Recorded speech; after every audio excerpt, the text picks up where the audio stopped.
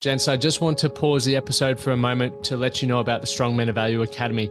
You will have heard me refer to it a number of times, and I want to bring more attention to it. So this isn't just a program, it's a life-changing environment and community of men who are focused on personal and professional growth. We're looking at areas of relationships, wealth, and health, things to help you thrive and maximize your life. Imagine having bi-monthly one-on-one coaching sessions with myself, weekly group coaching calls, and an incredible brotherhood of high achievers by your side. Now we're diving into resilience, leadership, and holistic growth to not just succeed in your career, but to thrive in your health and your relationships. Your journey to greatness, it starts here. So join the movement and you can apply for the Strong Men of Value Academy. You can head to themanthatcanproject.com to find out more. Today's guest is Jason Daniels. Now, Jason is the founder of LSKD, which is an Australian-owned and operated lifestyle brand that prides itself on producing high-quality sportswear and streetwear products and accessories. They were founded back in 2007, and what a wild ride he's been on. It was awesome to sit across and learn more about how, they chase the vibe and what's really inspired him, and some of the challenges that have really shaped him into the man he is today, he's a proud father, a loving husband, and also a thrill seeker as he continues to, drive his life to give more, create community, and just really live out his passion. So throughout this conversation, we spoke about how we got started, the growth of, what started out as Loose Kid went into LKI to now LSKD, and what really shaped that and inspired the growth, some challenges that he's faced, and, investing in himself and really wanting to create a community and get around those people who have lived the life that or created similar things to him. So I took away some really powerful things like the benefits of hiring yourself a mentor, questioning why you do things, getting advice from your customers or just even the social people around you, feedback for where you're at in life can really help drive you to who the person you are today. And another brilliant thing, which we didn't cover in the podcast, but I believe is definitely worth sharing, whenever new staff start at LSKD, they recommend reading 3 books to really inspire growth and help them understand the culture of the company and what they're looking to achieve. So it's such an incredible vision that they have, and what Jason and his incredible team are doing is phenomenal. So I know you guys are going to get a heap out of this episode. So I look forward to you guys diving in. Just before we do, for those who haven't tuned into the Man That Can Project, please hit the subscribe button or follow if you're on Spotify, and share this with someone that will get some benefit from the episode. Also, if you haven't checked out the Inner Circle program, it's an incredible program where we're helping men from all around the world tune in to take ownership of their life, really learn to love themselves and find the value that they have as an individual, and really create some momentum in their life. So to find out and get a 7-day free trial, just head over to themanthatcanproject.com/inner circle to jump on that. And I look forward to connecting you guys with you guys in the group. Enough for me now. Let's dive in and enjoy this conversation. You're listening to the Man That Can Project with Lachie Stuart, a global movement created to empower men and open up what's really going through their minds by having real and raw conversations about life's unique challenges and our individual ways of processing it all. Welcome to the Man That Can Project.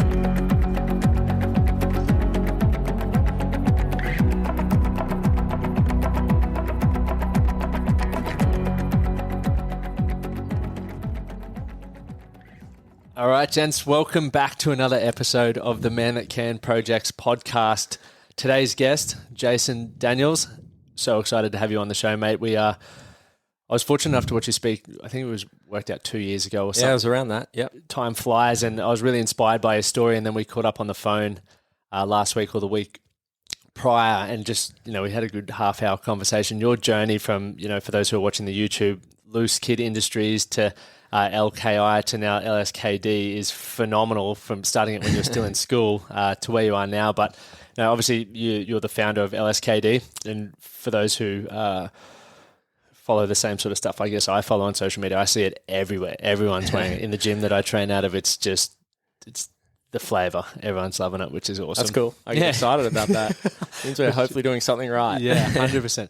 But you're also obviously a loving and proud dad, which is awesome to, really see that that's a huge part of the brand. And, you've got some exciting stuff coming out tonight, I think it is. So by the time this goes live with your videos and stuff. Yeah. Am I allowed to talk about that? Yeah. We're releasing kind of a first video, a bit more about the brand, and we're trying to get a bit more authentic about the brand and behind the scenes and what we do and why we started it. So yeah, we've been working on this video for about 4 months and didn't want to rush it, wanted to try to be really authentic and why we do what we do. So I'm excited to release it. See the feedback anyway. 100%. And I guess we'll get to dive into more of that here today.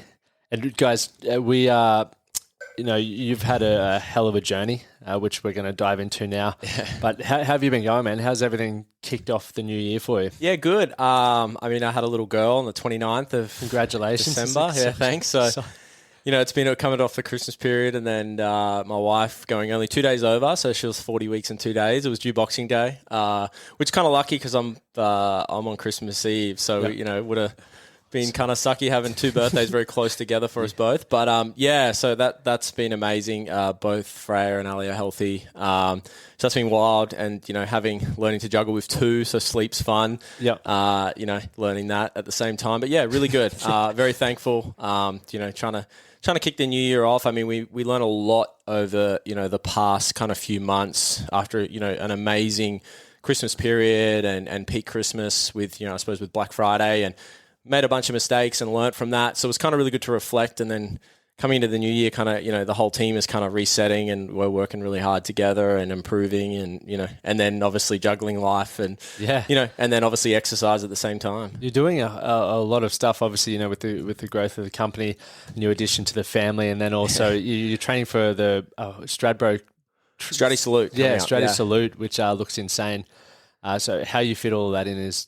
I think about it. I'm pretty routine driven. I mean, mornings for me are like when I train. So I've lucky enough, my wife's been a legend, and I normally try to train between 5:30 and 6 every morning, and then get straight home and then get ready. So I just have to fit it in when I can. I mean, even at one point, I think on a weekend when Freya was she's only 3 weeks old this week, but.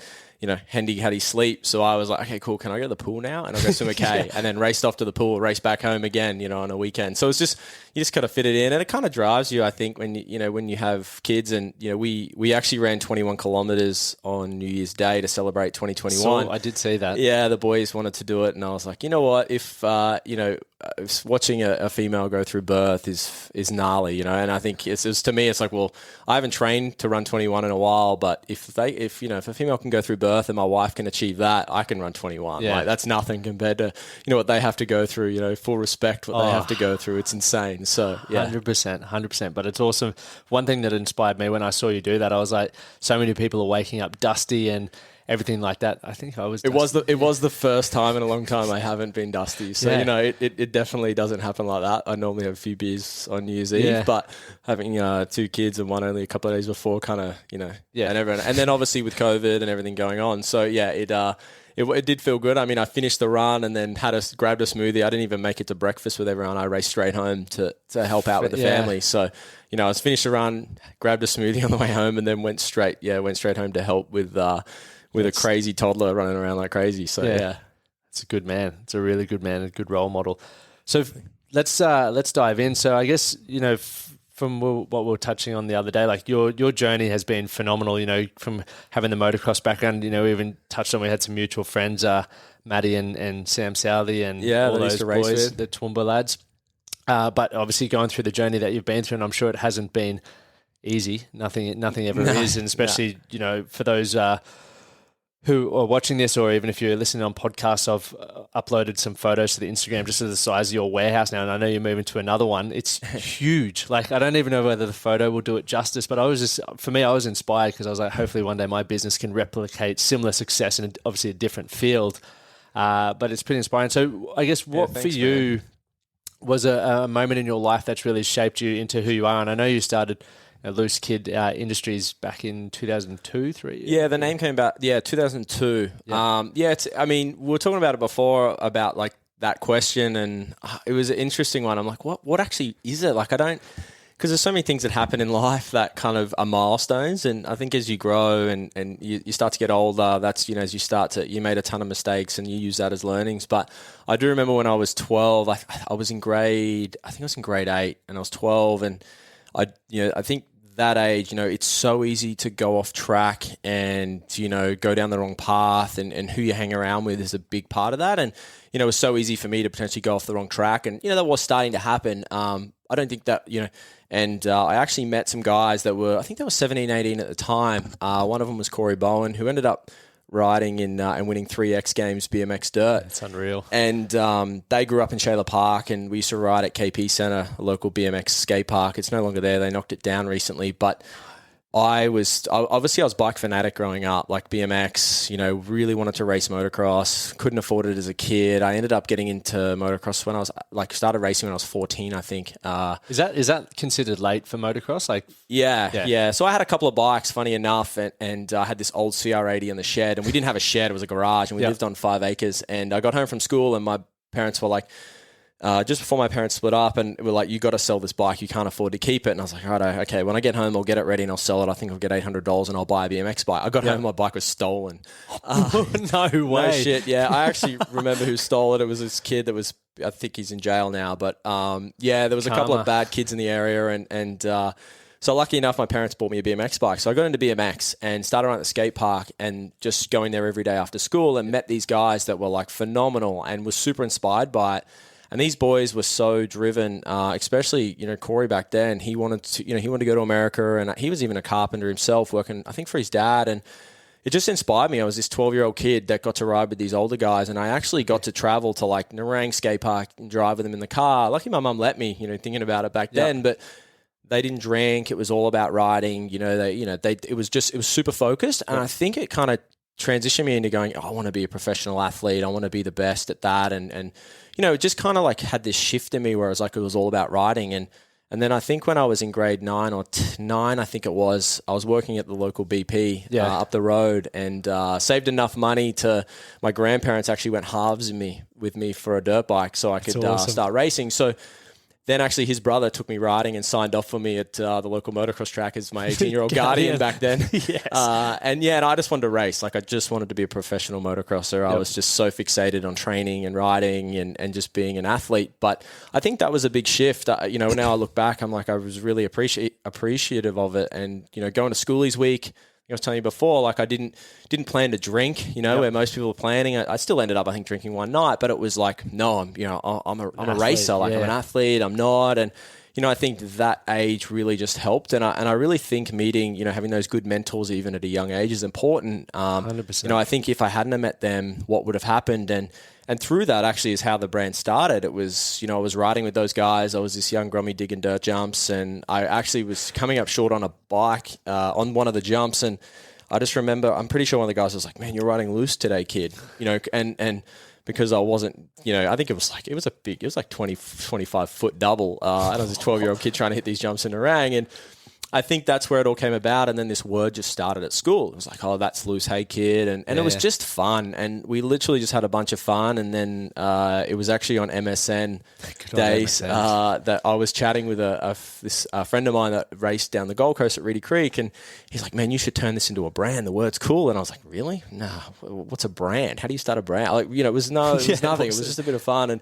And then it just kind of turned into there where I actually asked my mum about it, and she told a few friends, and they all thought it was a good idea. So she, she helped me get the paperwork to sign the trademark as Loose Kid IND back then. And and that's kind of how it all started. And, we used to sell at the tracks, and my mum was a massive help back then. Yep. And then obviously in 2007, I finished school in 2003. In 2007, I decided to go, okay, I want to do something with this. And this guy designed me this logo for $40, I think it was, which we did a bunch of other stuff. We didn't have much money, but part of that was this LKI logo. I was like, oh, it's okay. I'll buy it too. And I think we spent $1,600, which is a lot of money. Yeah. We put it on our credit card, back then. Right. And from there we started LKI and just started going, okay, well, I want to turn this into a career. And I think it was almost second year, or I was a second year apprentice carpenter by then. And just started from there. Before work, on my emails, at lunchtime making phone calls, after work, go training, racing on weekends, stopping off at retail shops on the way to say Harvey Bay I'd be racing, and it's a 4-hour drive from where I was living. I'd stop at the 2.5-hour mark at Gympie and try and sell to the store there on a Saturday, and then head up there and race on the Sunday. And it was just like this constant trying, and I wasn't a designer, so I had to find people to help me design, and I had to find people to help me do this, and and just did what I did best. And that was probably just networking and building a brand and doing what I love to do. But yeah, it was just a crazy journey. It was I look back and I'm definitely appreciate it a lot. Phenomenal. And we spoke about this the other day, like, as you're just making time, whereas most people would be sitting in the car listening to music or doing whatever, you're crushing calls, trying to sell stuff on the way up. Like, did you get a roadmap that this is what you had to do? Or like, you're doing sales, obviously about something you're passionate about. Did you ever learn that or realize that you could find designers, or was it just like, I just want this badly enough that I'm just going to... Yeah, I don't know what was in me. I mean, my parents, we owned a nursery growing up, and I used to go on the road, back in the early days with my dad and even my mum, like collecting cuttings. We'd knock on doors and go, hey, that whether it's a certain plant is overgrown, we'll trim it back for you, and we'd take it back and we'd repot it, and then we'd go to the markets on a Sunday and sell, and I'd work at the markets on a Sunday and sell. And a lot of people talk, my upbringing in this, and I actually went, oh wow, I think that actually gave me confidence to talk to people and do what I did now. But my parents always said, if you want something, you got to work for it. So I think that was just instilled in me. And I just was like, I just want it to be a job. I just want to do it. I believe I can make something of this. I was inspired by seeing other brands grow, and I was like, man, I can do this. Like, everyone wants it. And I don't know I have no idea where we're going to start. Like, I mean, I look back then, and we didn't start dealing with offshore manufacturers, we're essentially with China and building relationships and the right suppliers until 2011. So it was a long journey before we actually, it took time. And yeah, I think it was just more like, that whole, I suppose, entrepreneur and social media wasn't around then. It was, for me, it was like, I'm just not going to give up. I'm just going to get it done and figure out a way. And we had so many roadblocks, so many mistakes, and I just was like, well, I'll figure it out, I don't know. I just was like, there's nothing, if there's something I've got to get past, I'll find a way, and I'll, talk to people and understand it and learn from it and go, okay, how do I do that? Or if I make a mistake, I'll try and figure out what I did wrong, and then I go, how can I improve? And I don't know. I just did it. But don't really think about it too much. It makes me fired up just even sitting here and listening, because it's like, you've just got that problem solving mindset where, most people, if they hit a hurdle, or I'm sure you probably got people telling you can't do it, or you should probably just stick with being a carpenter and stuff like that. Or maybe, but it happened a lot. But you were just hungry to do it, and whenever there was roadblocks, you sought solutions, which is. And it wasn't like those solutions happened overnight, right? Some of them took 3-4 years to figure out. I did a course called Landmark Forum back in, I think it was, I keep saying 5-6 years ago. So it was around that time. And I think that was an even massive transition for me. I mean, I look at the growth we're going through now, and I say it to the team, I'm like, if I was going through this growth in, say, 2011, 12, when we first moved into our office, and had just gone full time, I'd probably have been a dick. I don't think I would have known how to appreciate it. I wouldn't have known what to do. Coming from working as a carpenter, is a different environment to working in an office, and it's completely different. So it took me a long time. Like, I lost people. I had, team here, staff leave because of potentially my attitude. I wasn't, in that sense, if you say a leader, I made a lot of mistakes in that area because I just didn't know what to do, and there's no written rule book of how to manage people. You can love something, but then you've got to actually understand how to work with your team, and what do they love to do and how you work with them. So from doing that course, then I joined a Toastmasters club, because you can get up and talk at Landmark, and I suck at public speaking, and I'd shit myself. So I was like, okay, well, I need to join a Toastmasters club and learn. And I was freaking out the first time. I was shaking just driving to Toastmasters, and I did that for about 18 months, and learned how to impromptu speak, and still not the best at public speaking, but I just learned, and went, okay, cool, and then just kind of use that. Like, I'd have to talk to a team of 10 in front of the office, and I'd freak out. So I was like, okay, well, I need to do something to learn that.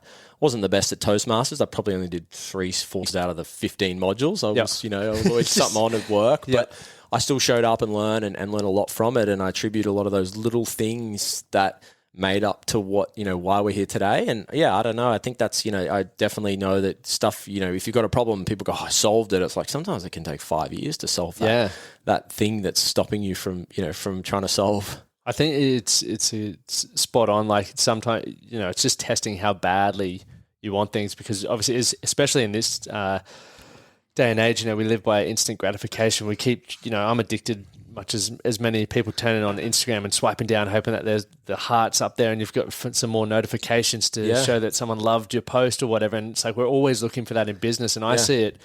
With countless people that I work for, they just want things now. And it's like training in the gym. Yeah. You can't, I'd love to have that achieved, with that physique or do that, but it takes so long to do, it's a time thing. Yeah. Like the confidence to public speak. Like one of the things that I recommend people do, and something that helped me with my journey, was videoing myself, and I put it on social media. But if you're not in the place to do that just yet, just video and watch yourself back. Like it's hard to do because you criticize yourself like crazy, but then you also can go, okay, I want to fix this, fix that. And eventually you'll become a better speaker or a better public speaker with how you want to. It's much like Toastmasters. I did Toastmasters as well. So it's a great sort of tool and process. But obviously, that you were then learning all these sorts of things. 2011, LKI was sort of really starting to hammer and hum along. Like what was sort of happening after that? Like were there any big roadblocks or breakthroughs through that? Well, in 2000 I think it was around 2008.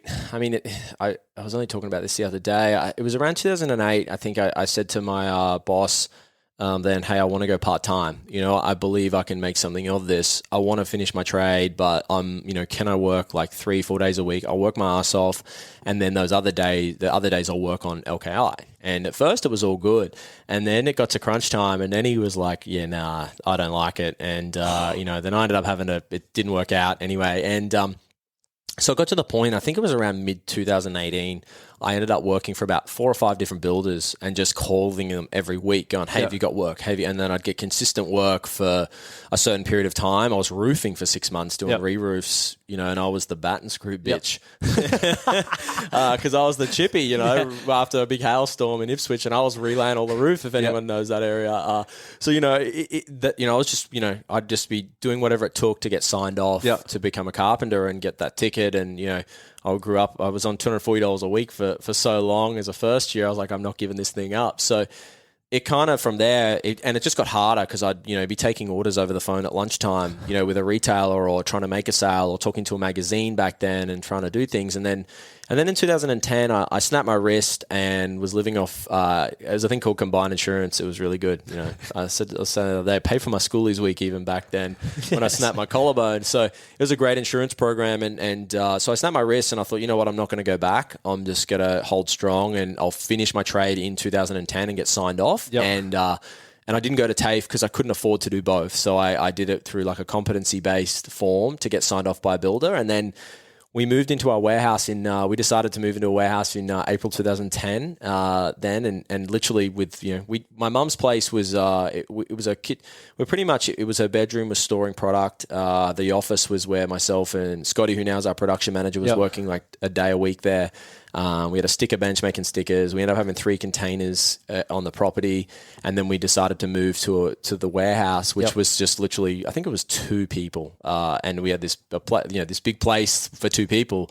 We're very thankful to get in here at lucky enough at a great price in the early days, and then it just was like, oh shit, okay, we're here now. What do we do? And it was kind of just like, for me, it wasn't a strategy around product. It wasn't a strategy around market fit. It was like, let's just make product and try and get into stores and do what we love doing. And back then it was very action sports orientated. It was, we loved action sports and we loved fitness and adventure, but we didn't really know how to kind of market that. So, and it was just a ride. I mean, I talk about it a little bit where I used to I called it like I just did everything for everyone, through that kind of journey. And the brand was amazing and I'm so thankful for it, but we kind of just made everything for everyone at one point where we made life jackets, we made motocross gloves, we made socks, we did everything, we made some active wear, we made, streetwear and then as it was around 2017, I kind of started just thinking, we were in some great major retailers like City Beach, and it just got to the point where we were like, okay, how do we actually handle all these different categories? We can't be everything. And actually met a great mentor, founder of Penny Skateboards, Ben Mackay, and he started took about 9 months to get a coffee with him. So, it wasn't like he jumped on and had a coffee with me straight away. Spent a lot of time, emails trying to get a coffee with him. And he finally was like, you know what, this kid's a pest. I'm going to catch up with him. And then it was, it was like, oh, wow, like I didn't think of that. And I just started listening to people. And I think even back then, there's not many people that own brands, so it's really hard to find advice. So for me, it was like, well, I need to start reaching out to people that have actually succeeded in building a brand. It's not the category, but a brand itself, especially in that kind of like action sports lifestyle space. So definitely. I reached out and then just started learning and then started questioning why I was doing all this stuff and different product categories. And then, we started putting LSKD on product around 2016. Dylan, our design manager, now he actually designed it up and then he left. As I said, I was a bit of a dick. So he left and then I was like, oh man, I miss him. 18 months later, he came back. Yes. And I said, I need you back, bro. And he came back, I think it was like mid 2017, I think, or 18 maybe. Yep. And he'll know the exact date. And anyway, we decided to pull 17. So we decided to pull the trigger in 2018 on LSKD because we'd started putting it on product and our community liked that more than LKI. So I was like, well, you know what? Instead of me coming up with these ideas or listening to what a retailer wants, I'm just going to ask our community what they want and our team here and say, hey, what do you like? Do you like LKI or do you like LSKD? And everyone kept pointing at LSKD. And then I was like, do you like live your lifestyle? Do you like chase the vibe? And they were like, chase the vibe. And I was like, you know what? I'm just going to listen to what ambassadors, our team here is saying, and, essentially our customers are what they want. And literally just went, okay, let's do it. And September 2018, we decided to change the entire brand and said, you know what, we're just going to stay, it's pretty much essentially sportswear and streetwear with a functional aspect around our sportswear with that streetwear aesthetic. So we really work hard on the product from a functional aspect as well, but as an everyday look and wear that you can wear. So we just said, you know what, let's just do it. Let's just take the slow route. We may decline. We will go backwards. That's okay because we're cutting categories. There's retailers cancelling orders from us. We did see a decline with certain major retailers. And we said, you know what, let's build this brand from the ground up again. Like, let's use all those learnings. Like pretty much go, let's start a whole new brand essentially, but didn't. We just changed the name and literally went, let's do it. And I actually started listening to my team and started getting their advice, started whiteboarding sessions and just took their advice a lot more. And it was really interesting because there was times where I didn't take their advice and, I made a massive website fuck up. It cost me, over $100,000 and it was huge, and my Scotty was like, I don't know about going with this guy. And I was like, no, it'll be all right. Give him a go. And it failed and, cost us a lot of money. And that was a huge learning curve going, you know what, I definitely should open my ears a little bit more and listen to my team. And, they're just as passionate as me. It's not just all me. But I didn't know back then enough, I suppose. So, when we decided to pull the trigger, it was like, let's just, obviously we wanted to go at speed, but it was slow and steady. Let's build the brand. We already had an amazing community with LKI. And really funny enough, a lot of the LKI, like we thought there was going to be some of the community going, you know what, we don't like this, but everyone loved it. And they really loved the transition and what we were doing. And it was like, okay, well, let's stay true and listen and be essentially customer obsessed and learn from them. Our team here and our customer and community is more important. Let's do that. So, it was just this journey. And I suppose all the years of learning how to develop product, production, working with suppliers. I've traveled overseas so many times. I've been traveling there since 2011, obviously not the last year and a bit, but, to China and built great relationships, great friendships, and just had to learn the whole ins and outs of the entire industry. No one taught you anything, and you just you don't know what you don't know. So I had to learn everything from the ground up. So it was kind of almost like this 10-year apprenticeship. And then we just started putting things into place and then it started really growing and we're like, wow, we're creating something really special here. Like, okay, let's just keep staying focused and, started learning financials a lot more and got an amazing CFO on in 2018 who started training me on P&L and cash flow forecasting and learning all that side of things that I didn't understand. And, you understood it, but not to that level and granular level. So, started teaching me, which gave me more knowledge on what decisions to make. And it just started flowing. And I think it was almost like I had to go through those, it wasn't tough times. I had an amazing time, but we weren't, we never really exponentially grew. And I think that was like, it was okay because we asked why we weren't. And it was like, why aren't we? And it's not about just growth, but it was like, I really wanted to see our brand grow globally so we could create careers here globally. We could build something from Australia globally, which was a big passion for me to do. And and then obviously create a mission around it. And, you know, it was like, we need to stand for something. And it's just this massive journey of asking questions. So yeah, I could talk all day. I get excited. So. Yeah, no, it's infectious, right? Like, I think your energy and the passion for it is awesome. Thanks, it's man. really inspiring. How was it that first moment where you sort of realized that you maybe needed to start listening to those around you who are actually walking side by side with you? Was that a hard thing to do? Was there any pride to swallow, or did you feel like that was just... I think it was after I made a bunch of mistakes and then obviously started listening to a lot of audiobooks and started like listening to audiobooks and then making these mistakes. And, you know, I think it was one of the books, I mean, it gets talked about a lot, but I think it was Good to Great by Jim Collins was a book I did listen to.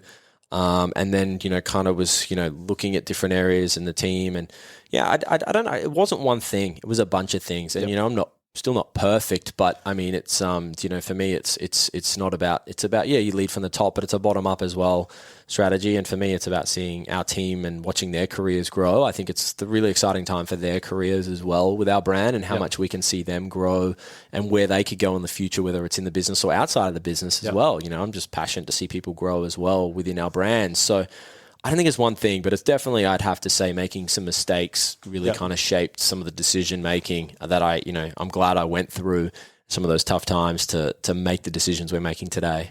That's, you know, incredible. And I'm sure your staff tell you like they're super grateful to have an employee who actually gives a shit, because there's a lot of businesses out there where they don't care, like people are just a number.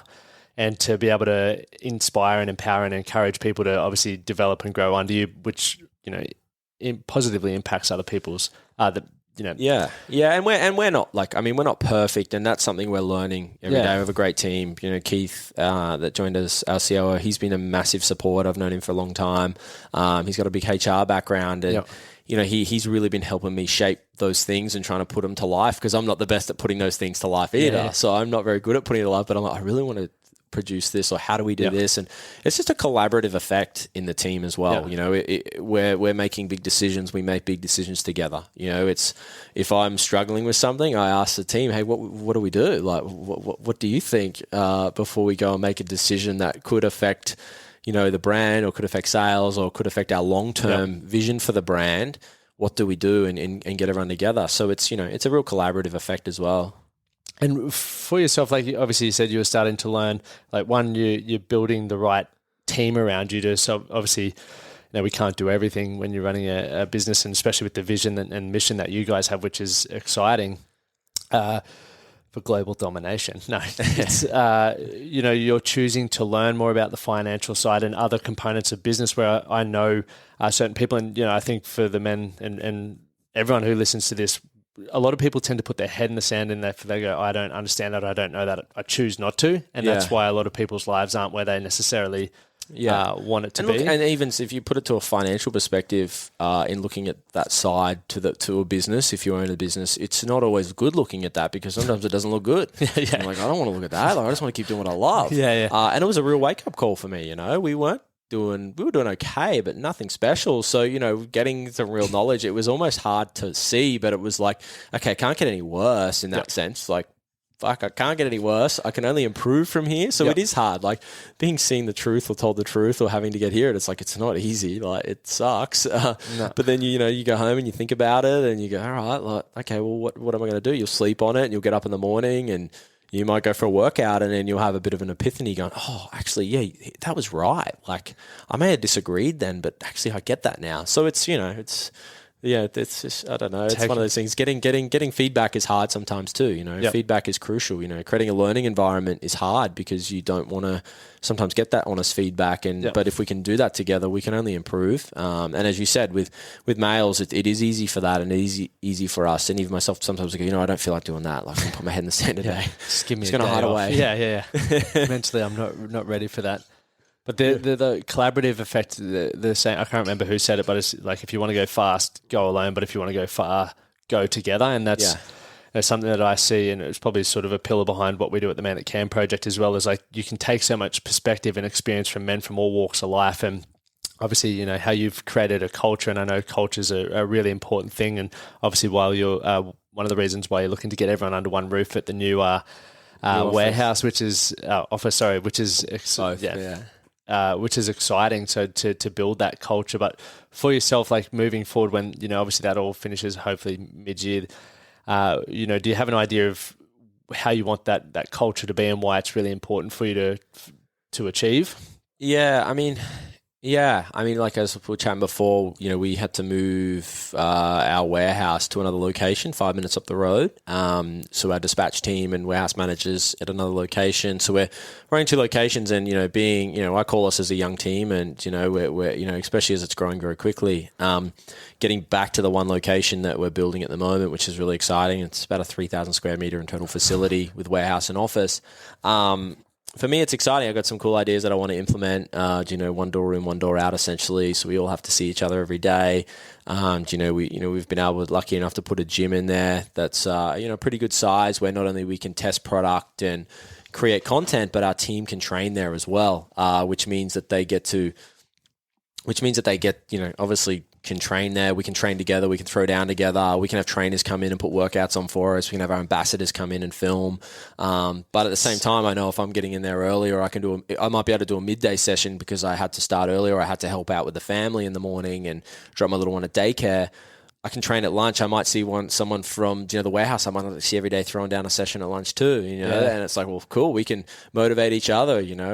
Just like our run club we created recently. We just started as a bit of fun on Slack, and we're running every Tuesday. And I'm getting to run with crew that I've never got to run with. Just 5Ks, and it's just fun. So I think that is really special. It creates that communication where you can be super transparent and honest. We're learning. And we do share a lot of the books we read, and hopefully we get to make a difference within our team here and potentially other businesses, because we're just asking why, and we want to be better, and I want to be a better leader every day, and make sure we gain honest feedback if we're not doing something right. I think just from learning from the early days was like, okay, cool, that's almost not what to do. Okay, what do we do now?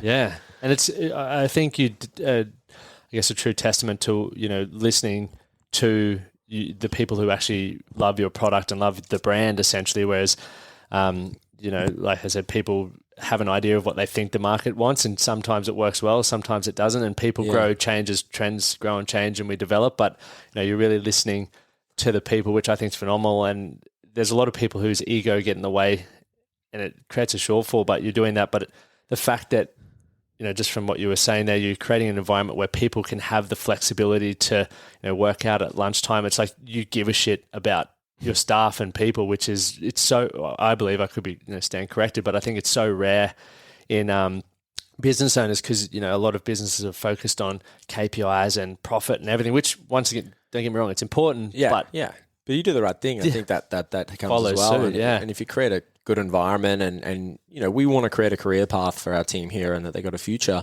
they're going to be just as motivated in both aspects. And yeah, I mean, it is. And it's tough because you've got both sides to it, where you want to create. You've got to, we've got to get the job done. Yep, 100%. And we're when you work, everyone's got so much on their plate. Like, each department is going through a different struggle at each time, or new things we're implementing. We've just implemented a new ERP and warehouse management system, which was huge for our warehouse. He was working like 15-hour days, like he and then he came straight into one of our biggest events of the year, where we did, so thankful, did 50,000 orders over 9 days for Black Friday. It was like, I ended up in the warehouse for 3 weeks helping, the whole team did, working weekends. We were like, holy shit, not only has he just implemented this new system, he's burnt out. Like, we've come into this massive event, and we're like, okay, how do we get this out quicker for our community? And we had some unhappy customers, and we had to learn from that and eat it up. We upgraded everyone to express shipping, free of charge, which was a huge portion, which was a huge extra cost. But we were like, the community is more important. They might not know it, but it doesn't matter. We don't need to tell anyone. We just do it. But yeah, everyone goes through those different times of, where they are busy and they got to get it done. But you also want to create a great environment where we can,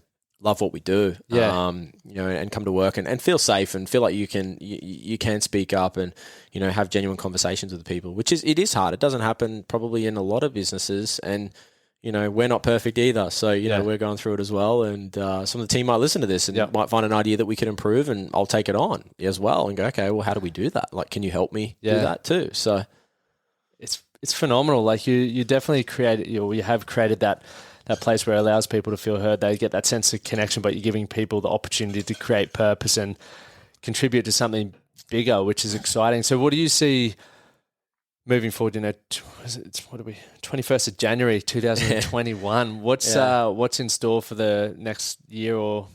So we've launched a US online store, which is really exciting. That's so really we're not even a year into that, and it started to really go well. So it's exciting seeing our US community grow. Yep.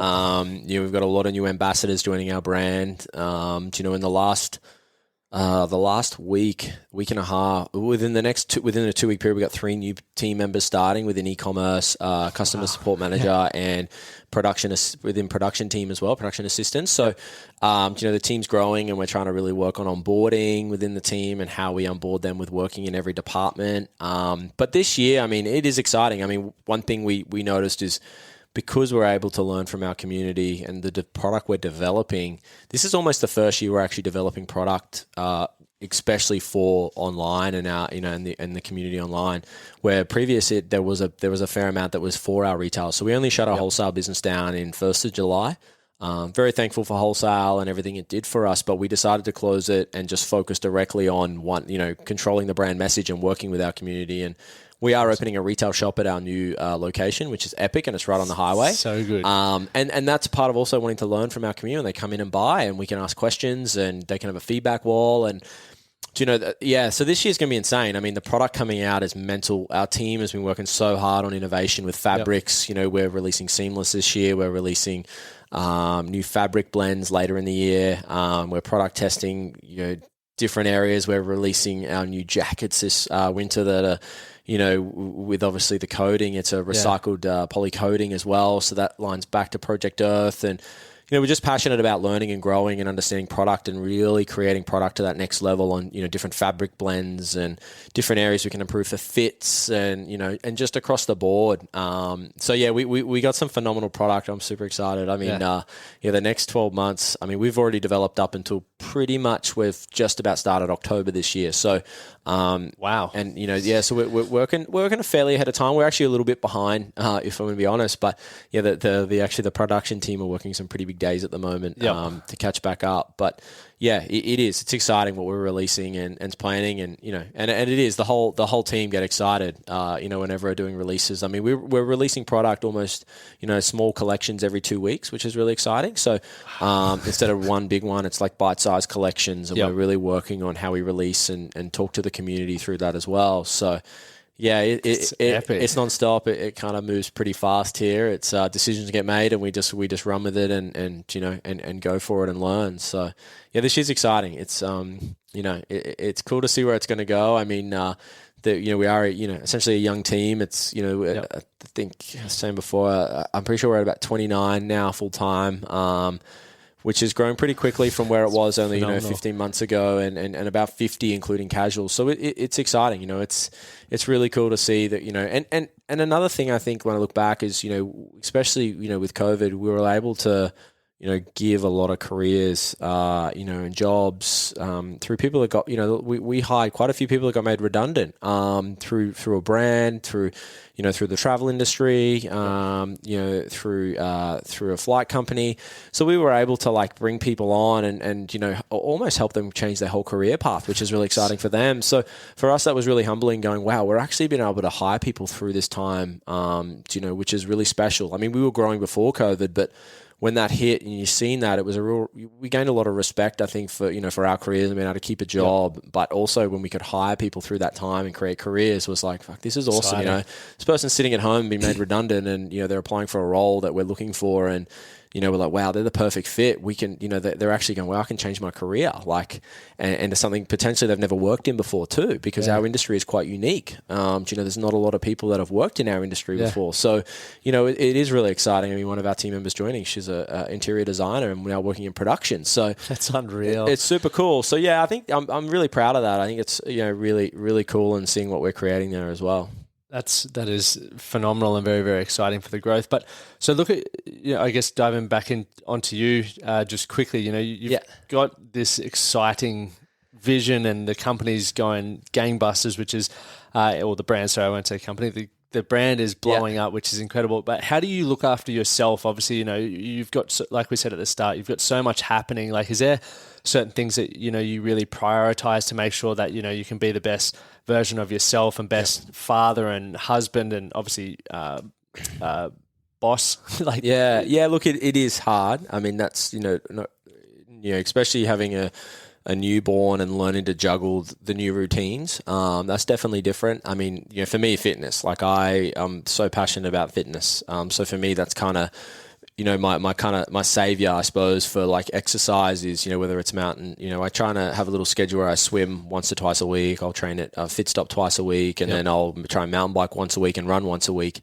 I just, have to change it up where normally a mountain bike could take me an hour and 25. I'm having to step it up and try and make it, I'm trying to hit this goal to hit this one 15K cycle in 45 minutes because I know I can obviously get home to help quicker. So it's just having to like go, okay, cool, I have to be, I can swim a K and a half in around 20, I can't remember, like 25 minutes. So by the time I get there and back, it's like, okay, cool, that's my time plan. And then I'll get home, help, get the little one to daycare. If my wife can't drop, being only such early, I've been helping there. So it's, it's different to what it was with one. So yeah, it's hard. And I think fitness is, for me, it's like exercise in the morning, whether I don't want to do it or not. Some days, it was tired this morning and I went, it starts the day, it keeps you clear thinking. So I think exercise is, and then obviously trying to spend as much time with the family as possible. I mean, that's where, weekends, I mean, we got to go to SeaWorld on Sunday, and took our little one. She was asleep in the pram, which was good the whole time. And then, Hendy got to watch the jet ski show and he was frothing and, so that was cool. We went for 3 hours and then came home. So, was trying to spend time with them. But the morning I went for a mountain bike, got straight home, and then, we paired, and then we went out for the day. So for me, exercise is kind of like that prep, but, then the rest of the day you might be a little bit tired, but you're like, oh, well, just get it done. So, yeah, definitely. I mean, and I'm very routine driven. I'm very structured in terms of like, okay, I'm going to do this at this time, this at this time, this at this time. It's got to be done. I'll almost try and like plan everything to the minute, to make sure I can, try and fit as much as I can in, and then try and prioritize. Sometimes I go a little bit off track. It's not always perfect, but I always try and fit in training. I mean, I'd love to go training with other crew and travel, but at the moment it's like I've got to stay local. Priorities. It was the run club started because I was running from home and a few of the guys from the office were coming to my house and running. Yes. Because it was just easier to run from my house, so I didn't have to drive anywhere. And then all of a sudden we've now got this location up the road from the office we're running from on a and there's a park there, so my wife can come down with the kids and hang out in the park while we run. Awesome. So it's just trying to make that inclusion so we can can still exercise and try and make it work. So that's awesome, man. Like, it's been very speaking about sticking to time.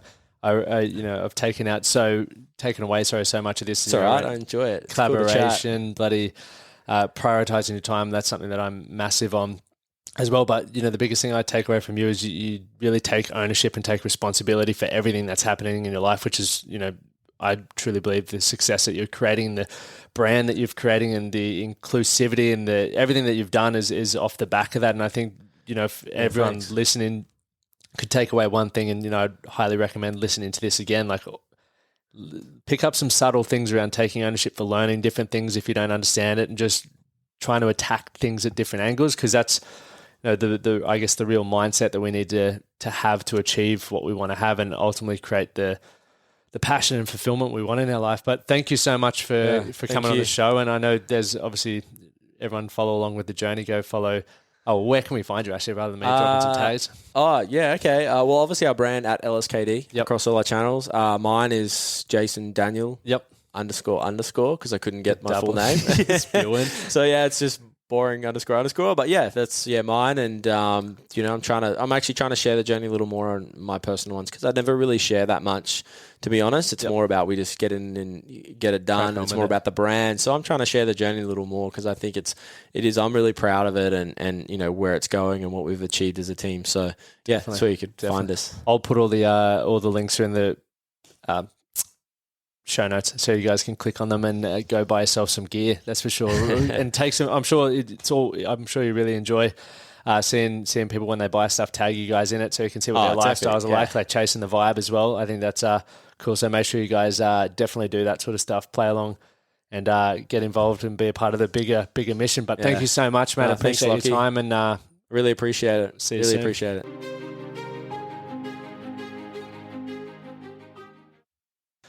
Gents, thank you so much for tuning. Remember, hit the subscribe button, continue sharing it, tag us, and you're all such a huge part of helping the mission of the Man That Can project. We're really focusing this year on rapid growth to help more men learn to take ownership for their lives and learn to love themselves and recognize the value that they have to give the world. So thank you, guys. Thank you for listening to the Man That Can Project podcast. My name is Lachie Stuart, and I hope you enjoyed this episode and found it helpful. If you did, please take a moment to rate and review the Man That Can Project on your favorite podcast platform. And don't forget to subscribe to stay up to date with our newest episodes. We'll see you again next time.